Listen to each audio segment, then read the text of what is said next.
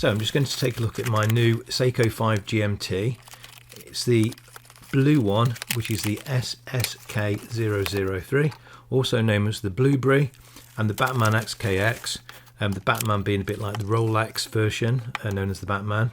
It's an XKX reinterpretation, which means similar case size to the original XKX, such as the 007 and 013, etc. It was release date was the 1st July. I was very lucky enough to actually receive mine on the 1st of July. So today is the 20th of July. I've been wearing it nearly 3 weeks on the wrist. It's only been off a couple of days in that time. The cost in the UK is £400. I got a 15% discount, so I paid £340. I've seen a couple of people on social media get a 20% discount, so I think that would be maximum. But I was quite happy to get it from my standard online Seiko AD, which is no problem at all there. So the availability has been pretty good in UK, and I think it's probably true for Europe. As far as I'm aware, the USA and Canada still not available yet. And I've noticed where I got mine from now, to get the version I've got, there's a 6-week wait. So some stocks are probably running out. It's been quite a popular watch. It's also available in black, which is known as the Black Grape, which is the SSK001, and the orange, which is known as the Mikan Orange, which is SSK005. So for the specification, the case itself is very similar to the old XKX or the Seiko 5. And you can see it's got the 4 o'clock crown position. It's got this nice sort of polished shaped case, which really sits well on the wrist. The width is 42.5 millimeters. The thickness is 13.56, which is roughly about 0.1 thicker than the other Seiko 5s. And this is due to the GMT movement, but it's again very, very little because of that, which is, I think, a miracle. The lug to lug is 46 millimeters, which is quite short for the size of the watch. Helps fit wrist really well on a variety of wrist sizes. My wrist is 47.25 inch, and that's what it looks like on my wrist. For me, that is the absolute sweet spot, perfect dimensions, perfect thickness, width, lug to lug, everything. You know, one of the things I think attracted me to the watch, I did have a XKX 007 in the past, and you know, I did know this fit really well. And so you can see, you know, how that one fits on the wrist. If I take it off again, so you can actually see the movement through the back, and you can see the rotor there. So it's obviously an automatic watch. So that's the case back. The dial itself is dark blue, and I think, you know, it depends on the light. Sometimes it looks black, and I don't think it's going to alter in the. I'm actually outside. I mean, I don't think it's going to alter in the current light we've got. But you can see the alter, and the bezel itself, there we go, you can see that looks black, and you do that, and then you can see that blue. So again, that does alter. The crystal, both on the lens itself is Hardlex, which is Seiko's own crystal, but also the bezel isn't aluminium. It's actually got Hardlex as well, which I think gives it sort of, you know, the light plays on that, and it gives that sort of little bit more refined look about that. So I do like that, and you can just see the edge of that crystal as well. It's beveled, and the other thing that you can see that again done in the Hardlex is the Cyclops, which is the magnifier over the day, which I personally do like. I do find sometimes as I'm cleaning the watch, you seem to get a bit of dust stuck around it, but you can just get a wet cotton bud and just clean that one off. I found that the best way to do that one. The movement, it's got the GMT hand, is the 4R34. So that's just what Seiko have done. They've taken the 4R movement and they've made some changes to that to give it the extra hand, which takes 24 hours to go around as a GMT movement. I think a lot of people are excited because this movement, highly likely, like all Seiko movements, will be available, you know, such as micro brands, and then, you know, coming out of lots of, you know, GMT watches. So it'll be really interesting to see what happens there. The So the GMT hand, how does that work? So when we set the watch, so if I pull that crown out twice, so that is nearly 25 past 6. So if I move that on roughly, let's say an hour, and you can see that moves, but also the GMT hand, it moves as well. So let's just go another one. You can see that GMT hand moving there when you set the time, so that keeps that in line. So at the minute, that's 8, so that's about nearly 25 past 8, and so that's in the evening on there, which is 8. So I'm actually using the GMT hand as a 24-hour for my own time zone. Okay, but what you could do, you could if we push that in and we pull this out to the first place, if we go anti-clockwise, we alter the date, but if we go clockwise, we independently alter the GMT hand.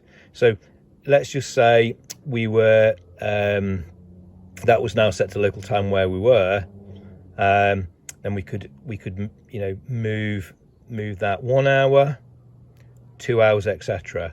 So we could actually move that to another time zone. So that's 2 hours in front, so that's 25 past 10. And what we could also do, so if you look, there's inner markings, so that could be the 22. And then if we want to track another time zone, which was another hour in front of that, then what we could actually do is move that one, so that's now on 23, etc. So now we're tracking 3 time zones. So I've actually used that. So I did a podcast with a friend from America and a friend from Germany at the same time. So I had local time set to my time. I had the outer bezel set to the inner bezel set to USA, and then the outer bezel was set to Germany. So Germany was 1 hour in front and America was 5 hours behind. So you could see quite a big difference there in the different time zones. So let's just put that one back. So the GMT hand, I do like, it's got that nice red which matches the GMT written on the dial itself, so it gives it a nice pop of colour. And it is a caller or business style. So as I just demonstrated, it's the GMT hand that moves around independently an hour at a time, and that's really good. So from leaving the time, and I can call people like on a podcast, through Zoom, etc.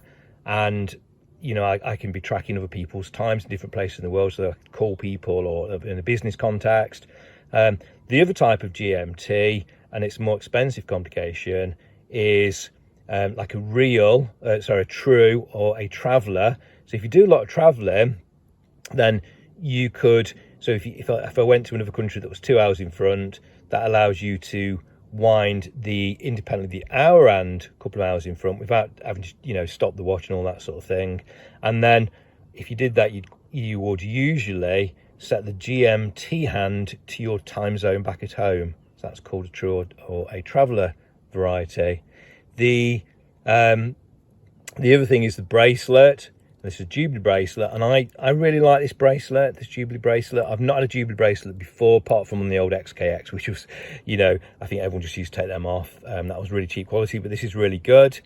The disappointing thing is it's just this stamped clasp, but so I don't like the stamped, but having said that, it's got 4 adjustments, and it works really well. So overall the clasp is very functional, but it just loses a bit of quality because it's that sort of pressed steel.